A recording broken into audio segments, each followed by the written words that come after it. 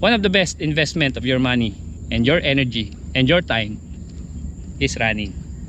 Natawa ako dun sa isang post ni Ninong Bry.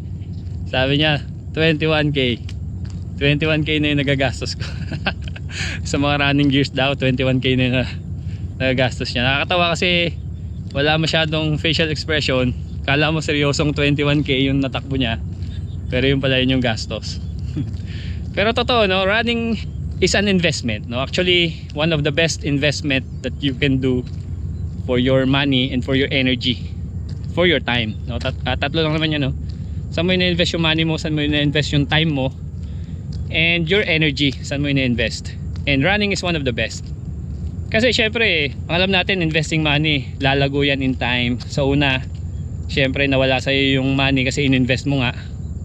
So parang I lost money, pero dahil sa compounding interest, after a few years, 10 years at least, no, makikita mo talaga yung bunga ng investment mo, no? Lalo na kung syempre pinag-isipan yung lalagyan mo ng investment.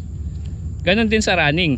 Running is, sabi nga, you cannot go wrong kapag ka nag-invest ka ng time at energy mo sa pagtakbo, kasi this is your fitness, this is your health, and eventually your wealth.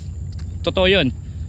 Sa umpisa parang you lose energy kasi nga nag-invest ka Syempre nung nagsisimula ako, after ko tumakbo ng 3k lang, pagod na ako. Ngayon naka 12k ako, pero medyo okay na nababalik na talaga yung energy, mas maraming energy for the day. Pero at first parang nawalan ka ng time, nawalan ka ng energy kapag tumakbo ka. At first you will feel low energy, biglang bagsak katawan mo, inaantok ka sa trabaho, alam mo yun, parang ayaw mo nang ituloy. Pero I want to encourage you na ituloy-tuloy mo lang, kasi parang money, no? Sa umpisa parang maliit lang yung interest, yung income, yung investment mo, konti lang yung return. Pero ganoon din sa running, it will compound, no? Through years of investing your time and energy sa running. So sa mga nag-iisip dyan na mag-invest ng time and energy sa exercise, especially sa running, one of the best investment of your money and your energy and your time is running.